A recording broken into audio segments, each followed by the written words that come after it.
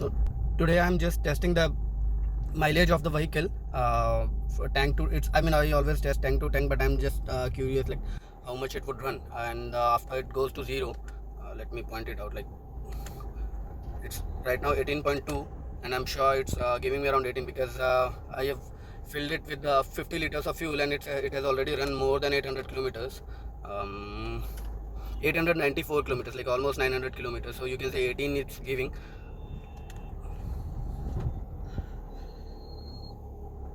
This one, what I don't like about this one and like about Aspire is that in Aspire you can run it, I mean it will give you better mileage when you run it above 70 kilometers per hour. But on this one, I mean on the fifth gear, if you run it around 60, then it would come to the same mileage, I mean mileage as instant fuel consumption. See here, instant fuel consumption is not in exact letters, it comes as this one, like 0, 50 and 30.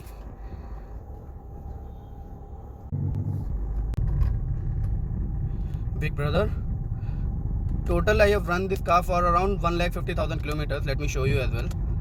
149,302, and it's working fine right now. I mean if you maintain the car properly, then you might have some rattling issues like I get on this part. I mean on this part when I run it above 70 or something, I mean it's just a simple rattling noise.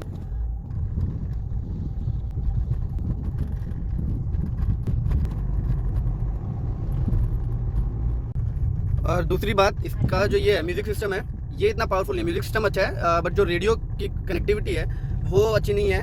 मतलब अच्छी तो क्या है, वो बिल्कुल ही बेकार है। वो प्रॉपर आपको मतलब सिटी एरिया में भी आपको ढंग से आवाज़ नहीं आएगी। मैं भी यहाँ पे दिखा नहीं रहा क्योंकि आवाज़ करूँगा तो फिर उसकी नॉइज़ आएगी वीडियो में। और गड्ढों पे मतलब ड्राइवर साइड के लिए तो ठीक है, बट पीछे वालों को झटका ज़्यादा लगता है क्योंकि स्टिफ सस्पेंशन है। इंजन की आवाज़ थोड़ी बहुत आती है, बट आइसोलेशन है इसमें, इतना ज़्यादा बाहर की नॉइज़ अंदर फिल्टर आउट नहीं होती है। एस्पायर में बड़ी अच्छे से हो जाती है। मतलब उसमें तो आपको क्या है कि 70-80 पे, और भाई रुक जा, आपको टायर की वजह से आई थिंक नॉइज़ ज़्यादा आती है उसमें।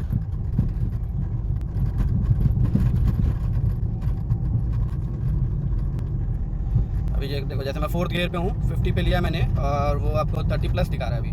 और थोड़ा सा और मैं एक्सेलरेट करूँगा तो वो बिल्कुल नीचे आ जाएगा, 12 पे आ जाएगा। अब मैंने लगाया 5th गियर, तो एक सेकंड,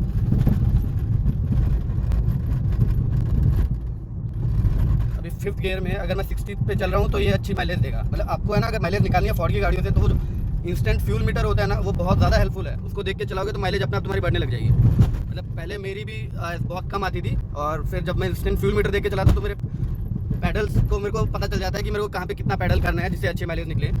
और ऐसे रोड्स पे ना इको स्पोर्ट मस्त चलती है बिल्कुल। वरना दूसरी गाड़ियों में ऐसा झटका आता है ये ऐसे गड्ढों से ही। अभी देखो, जैसे ये 50 पे चल रही है, ठीक है, तो ये 30 का दिखाएगा। और एक सेकेंड, बड़े ब्रेकर्स पे लगने का कोई चांस नहीं है नीचे। मैं एस्पायर से इसलिए कंपेयर कर रहा हूँ क्योंकि वो घर पे है मेरे, और मतलब चलाते हैं हम उसको इतना भी, बट ये पहले आई थी तो इसको ज़्यादा हमने रगड़ा हुआ है। और उसका रनिंग बोर्ड हमेशा, मतलब हमारे में और कोई ख़राबी नहीं आती है, लेकिन रनिंग बोर्ड हमेशा कहीं ना कहीं लग जाता है। जैसे रोड पे कोई खंभा नीचे पड़ा हुआ है, एक बार उससे लग गया था। एक बार बैक करते हुए साइड का जो पैराफिट होता है उस पर जाके लग गया। मतलब रनिंग बोर्ड ही हमेशा हमें ठीक कराना पड़ता है। उसके चक्कर में इंश्योरेंस का नो क्लेम बोनस चला जाता है, हर साल जाता है no claim bonus, just because कि हमें रनिंग बोर्ड ठीक करवाना पड़ रहा होता है। हल्का लगे, मैं अभी दिखाऊंगा। तो अभी देखो, जैसे ये 4th गियर पे है और ये आपको 12 की दे रही है 60 पे। अब अगर आप इसको 5th गियर पे डालोगे तो ये दे देगा 30+, लेकिन आप अगर 70 पे जाओगे ना तो ये फिर से आ जाएगा नीचे। तो इसका बेस्ट जो है, आपको अगर सिटी ड्राइव में करना है, माइलेज अच्छी निकालनी है, तो आपको ये 60 पे ही चलानी पड़ेगी कांस्टेंट, और बहुत लाइट फुट से। अभी जैसे एक प्रॉब्लम इसका AC का है, तो जैसे मैंने इसको इंटीरियर सर्कुलेशन पे ऑन किया हुआ है और फ्रंट फॉरवर्ड का ब्लोवर सेट किया हुआ है, ये वाला, ठीक है। अब मैं इसको अगर ऑफ करूँगा या गाड़ी बंद करूँगा, ठीक है, और दोबारा ऑन करूँगा तो ये तो ठीक है, लेकिन ये जो इंटीरियर सर्कुलेशन है इसको ये सेव नहीं रखता, इसको बार बार ऐसे करना पड़ता है। उससे क्या होता है, और ब्लोवर की स्पीड भी बहुत ज़्यादा बढ़ा देगा। तो इससे होता क्या है कि हर बार मुझे ये चीज़ सेट करनी पड़ रही होती है और बहुत इरिटेटिंग हो जाता है। जैसे अब मान लो ये अगर एक्टिवेट नहीं है और आपने ऑन कर दिया चलाते हुए, आपने ध्यान भी नहीं दिया, तो पहले बाहर की हवा अंदर आती है, फिर उसको ठंडा या गर्म करता है, तो वो ना ठीक से कूल कर पाता, ना ठीक से मतलब सर्दियों में ठंडा गर्म कर पाता। तो इसको बार बार ये आप लोग भी ध्यान रखना, हमेशा इसको इंटीरियर पे सेट करके रखो, तभी आपका एसी जो गाड़ी का एसी है वो बेस्ट वर्क करेगा। ऐसे रोड्स की तो ये बादशाह है। आवाज़ आती है अंदर, फिल्टर होती है, वाइब्रेशंस भी आपको फील होंगी, लेकिन चलती मस्त है। जैसे देखो रोड का शोल्डर नहीं है ना, तो आप इसको नीचे आराम से कूदा सकते हो, कोई भी टेंशन नहीं है। सीधी चलती है। आप अगर ट्विस्ट और टर्न मारोगे, कट्स मारोगे, तो क्योंकि बॉडी हाइट ज़्यादा है तो उतना मज़ा भी नहीं आता। ऊपर से ये जो है ये पार्ट अट जाता है, तो मतलब अगर आपको गाड़ी चलानी है तो आप साइड व्यू मिरर में तो देख ही नहीं सकते हो, सामने ही देख के फिर कट मार सकते हो। साइड में देखोगे तो कोई ना कोई गायब हो जाएगा। फ्रंट व्यू में आप पहले देखो। जैसे पहाड़ों में बड़ी दिक्कत होती है इस पर, क्योंकि पहाड़ों में मैं क्या करता हूँ यूजुअली, जैसे दूसरी गाड़ियों में साइड वाला व्यू में देख के और फिर चला रहा था, क्योंकि टर्न ही इतनी गाड़ी होती है कि आप फ्रंट वाला व्यू मिरर आपका खत्म हो गया, आपको साइड वाले मिरर में देख के चलाओगे तो मस्त चलेगी गाड़ी। इसमें वो काम हो ही नहीं सकता। इसमें मेरे को एक तो चलानी फिर उस वजह से धीरे पड़ जाती है, क्योंकि फ्रंट वाले ही व्यू में आप देख सकते हो। खास बात ये है कि ये 100 तक तो धीरे चलेगी, उसके बाद आपको बिल्कुल हल्का सा भी अगर पेडल डाल रहे हो तो ये इतनी तेज़ भाग जाती है, मतलब 140 160 पे तो आपको मतलब पता भी नहीं चलेगा कि कब चली गई। एस्पायर में आपको थोड़ा सा पता चलता है 120 टू 140 पे, पर उसके बाद 140 टू 170 तक जाने में आपको उसमें भी पता नहीं चलेगा बिल्कुल भी। वो प्रॉब्लम्स बस यही है। प्रॉब्लम्स तो क्या है यार, गाड़ी बढ़िया है, नेक्सॉन भी पूरी टक्कर की है, उसकी इससे भी बढ़िया है। मतलब बढ़िया नहीं है, 19-20 का फ़र्क है। वही जैसा आपका म्यूजिक सिस्टम में 19-20 का फ़र्क है, वो हार्मन गार्डन बोल देते हैं, लेकिन जैसे बाकी गाड़ी में वो म्यूजिक सिस्टम है, जैसे उसके स्पीकर्स वगैरह को सेटअप सेम ही होता है सबका। नहीं, अब तो इन्होंने ठीक कर दिया। जैसे पहले वाले आते थे ना, इसमें ऑक्स लिखा रहता है, ये इसी को प्रेस करके आपका ब्लूटूथ चलेगा। जैसे आपने ब्लूटूथ को कनेक्ट किया है तो इसको ही प्रेस करना पड़ता है। कंफ्यूज उसमें हो जाएंगे शायद स्टार्टिंग वाले कि ऑक्स लिखा हुआ है, ब्लूटूथ तो इसमें है ही नहीं। ब्लूटूथ है लेकिन आपको ऑक्स दबाना पड़ेगा।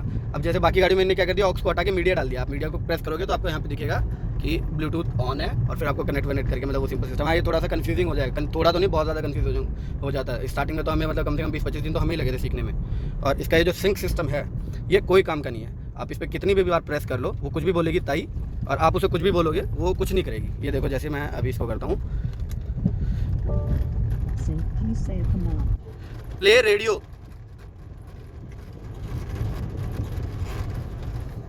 तो ऐसा कनेक्टेड कार सिस्टम नहीं है। इसमें जस्ट आप ये 5-6 कमांड्स बोल सकते हैं, कॉल समवन या फिर play next song in your playlist. हाँ, अब ये फिर आपको सिखाएगी, हर बार सिखाएगी कि आपको ये बोलना है वो बोलना है, काम नहीं करके देगी, तो हम यूज़ ही नहीं करते इसको। पर फोर्ड इकोस्पोर्ट में इतनी ज़्यादा प्रॉब्लम्स नहीं है जितनी हमारे देश में है।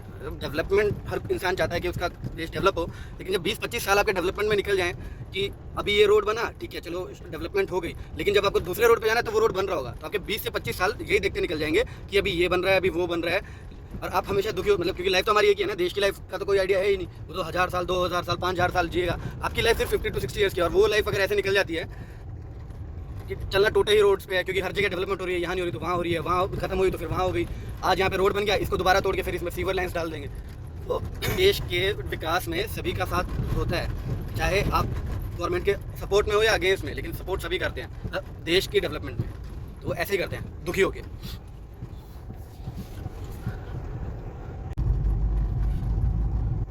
देखो इसका फल भी मिलता है। आ गया ठीक रोड, 2 मिनट के लिए आपको शांति, जितना आपको पहले गुस्सा आता है उतनी यहाँ पे शांति मिलती है।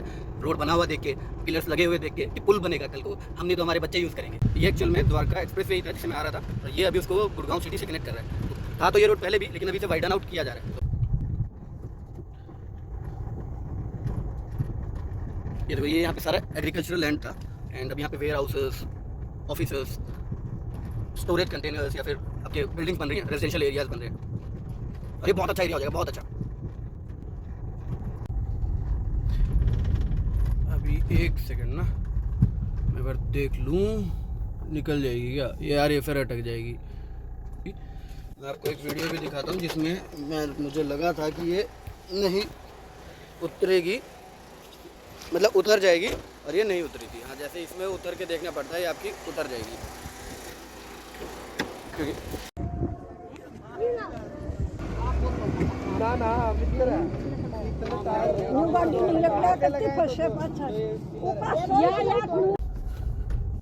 बढ़िया बात क्या, फोर्ड की गाड़ियों में अगर आपको ऐसे बहुत गंदे रास्ते मिल रहे हैं तो आप सिंपल एक काम करो, फर्स्ट गियर पे गाड़ी को डालो और सब कुछ छोड़ दो। अभी बीच में गड्ढा भी है और ये अपने आप चलती जाएगी। जैसे मैंने कोई पेडल्स पे कुछ भी पाँव नहीं रखा हुआ और ये अपने आप चलती जाएगी, रुकेगी नहीं, गाड़ी बंद भी नहीं होगी। तो आपको बार बार क्लच और एक्सीलरेटर को पैडल नहीं करना पड़ेगा, आप आराम से बस इसको चलाते जाओ। यार ये मैं कहाँ से आ गया, मैं कहाँ दिखा रहा था मेरे को। ये हीरो होंडा चौक निकल जाएगा क्या भाई साहब? हीरो होंडा चौक यहीं से निकल जाऊं?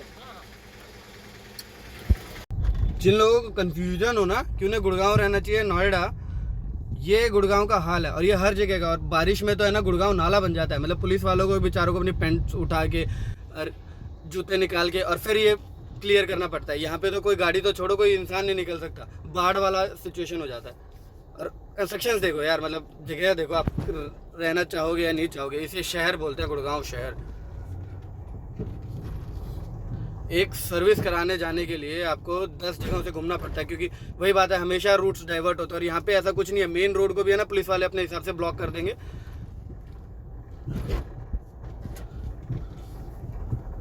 और घूम घूम के जाओगे, मतलब इतना तो आप मुंबई की सड़कों पे नहीं घूमोगे पॉइंट ए से पॉइंट बी जाने के लिए, जितना आपको यहाँ पे घूमना पड़ेगा। और इसमें से गाड़ी कैसे निकालूँ मैं? ट्रक के नहीं भिड़ी तो ये साइड की पैराफिट पे भिड़ जाएगी। गाड़ी तो निकल गई। और ये स्टार्ट कॉन्ट्रास्ट है। ये जो सामने रोड है ये जयपुर हाईवे रोड है। इस तक पहुँचने के लिए आपको ऐसे गंदे नालों से आना पड़ता है, इसलिए मन नहीं करता मेरा सर्विस कराने को गुड़गांव में। गाड़ी चलाने का भी ना मज़ा नहीं आ पाता जब आपको ऐसी ऐसी जगहों से जाना पड़े।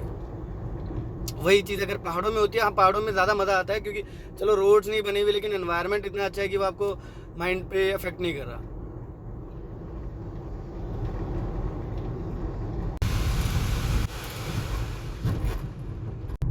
फाइनली आ गया हमारा सर्विस सेंटर। बस यहाँ से टर्न लेना है और ये हीरो होंडा चौक है। मतलब जो लोग गुड़गांव या आसपास रहते हैं उन्हें शायद आइडिया होगा। एक्चुअली क्या है, मैं शुरू से यहीं पे सर्विस करवा रहा हूँ और ऐसा बहुत अल्टीमेट नहीं है, लेकिन जैसे बाकियों से, जैसे आपका टाटा हो गया या हुंडई हो गया, उनसे अल्टीमेट सर्विस और ये लोग सुनते हैं। पहले नहीं सुनेंगे, लेकिन आप दूसरी बार कहेंगे या फिर कंप्लेंट करेंगे तो ये लोग भाग के सुनते हैं। ये जैसे यहाँ से आगे जाके और यहाँ पे आ जाते हैं। और सबसे अच्छा क्या है, अभी जैसे पहले फीडबैक लेते थे फॉर्म में, अब आपने फीडबैक गंदा दिया तो वो क्या कहते हैं, फाड़ के फेंक देते थे, या फिर मतलब वो कंपनी तक पहुंचता नहीं था। अभी कंपनी ने टैब दे दिया है, तो टैब में अब अगर आप जो भी सबमिट करेंगे वो ऑनलाइन सबमिट होगा और उसमें ये कोई छेड़छाड़ नहीं कर सकते। और ये चीज़ उन्होंने यहाँ पे दे दी थी आई थिंक 2 साल पहले।